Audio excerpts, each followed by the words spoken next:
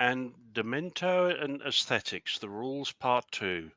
The what, why, and how these rules were used to create mosaics that are organic, balanced, and aesthetically pleasing. Beauty is produced by the pleasing appearance and good taste of the whole, and by the dimensions of all parts being duly proportioned to each other. Marcus Vitruvius Pollio, Roman architect from the 1st century BC. I've added this one in because it just gives you an idea. Now, obviously, he's talking about architecture as such. We looked at the geometry used in temples and how that does relate to what they were trying to achieve in mosaic work, whereby having the rules and having all the mosaicists work to the rules.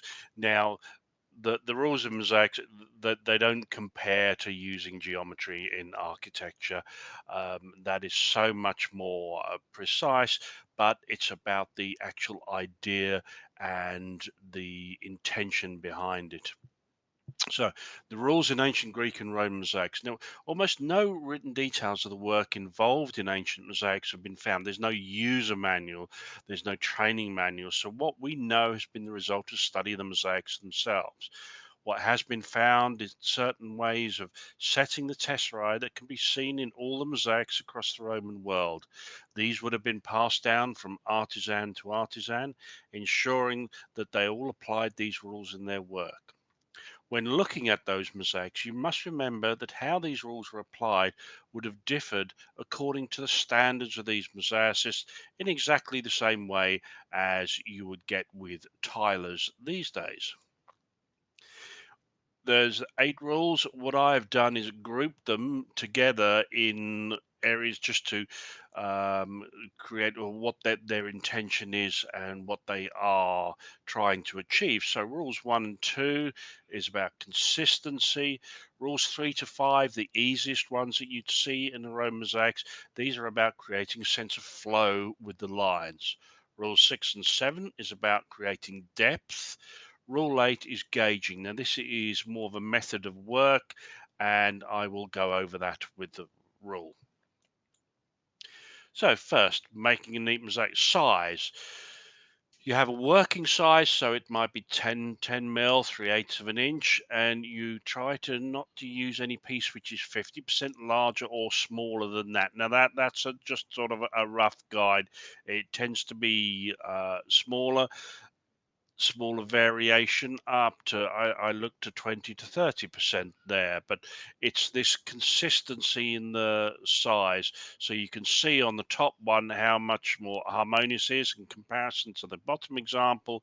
You have lots of those small cuts in there in groups or singly, and they give the mosaic a very messy appearance.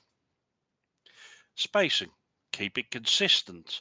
Now, this is down, an example down to style as well. So you might want to have your mosaic where all the tesserae, all the pieces are very tight together, but then you'd need to be doing a lot more cutting, or you have a little bit more of a gap. Again, that's not so much as important as being consistent with it. You can see in the bottom example where it's almost like the tesserae, the mosaic itself has been broken. Rules 3 to 5. Now these are the easiest ones to see. These are the ones that are set up to harmonize the line. So first one is borderline. Where triangles of different colors touch each other, visually this creates a sharp line. Where squares touch, it is a soft line.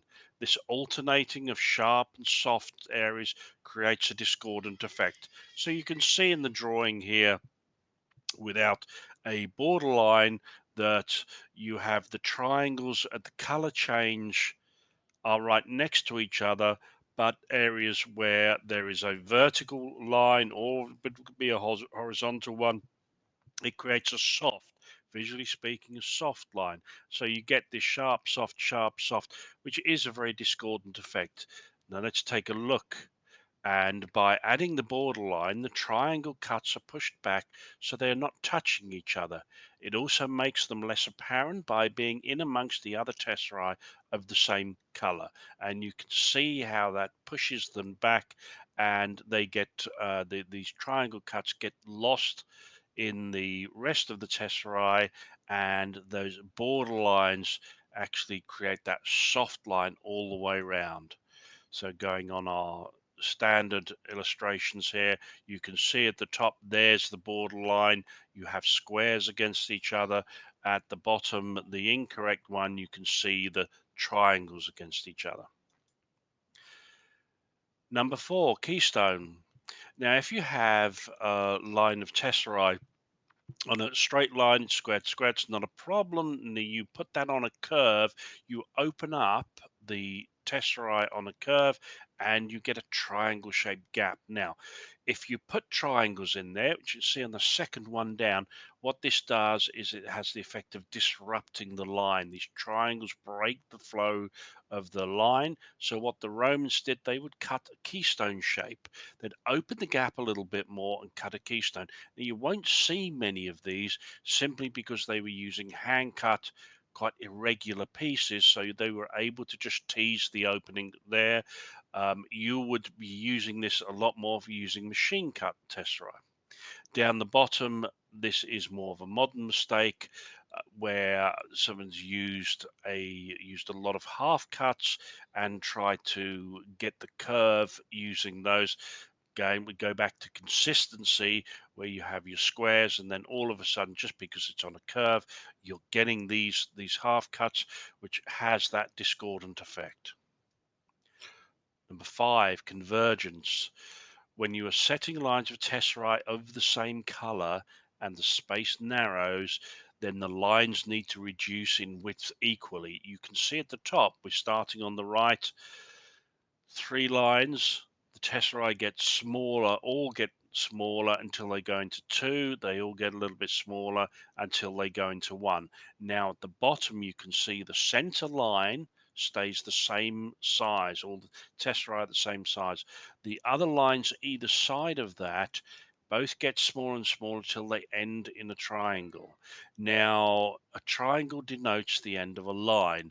Therefore, you're having 2 of the lines seeming to end, one's continuing, when in fact they should all be part of the continuance of that section of mosaic. Rules 6 and 7, creating the illusion of depth. Now, this is particularly in large, say, like background areas for a figure mosaic where you have a lot of the one color of the tesserae. And what you need to do is you need to have them offset to each other. What you don't want, as you can see in the bottom example, you have grout lines, horizontal and vertical, and these have the effect of flattening the surface of the mosaic. Brick wall, if you have a lot of rectangle shaped tesserae, you use them together. This creates an area that looks like a brick wall. And a brick wall, visually speaking, is a very flat, has a very flat appearance to it. It doesn't have any depth. So if you end up, if mainly of your hand cutting material, and you have a number of these rectangle shapes, you just want to lose them in with the rest, and you don't have them all put in an area together. Now we go to the last one, using a method of work which is estimation, which is gauging. And now a method of work is how you apply the rules, and there is more into that, but just in this one, if we look at the bottom example, the incorrect one, you can see going from the right, these lines are going toward the vertical line at the end there, and you can see I've set 1 2 3 4 5 6 7. I've gotten to 7 because maybe your eye's not set in well enough. You have a small gap left, so you put a small piece in there, and then you do the same at the next line and the same at the next line, and you have this little line of smaller tesserae.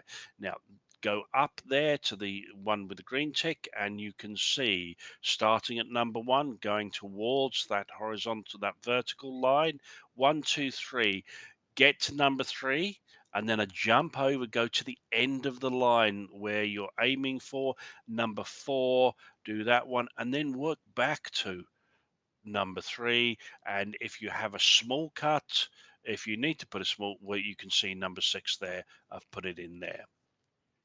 This is just a brief go over of these. So if you'd like to learn more, please go to the website, all the W's.romanmosaicworkshops.com.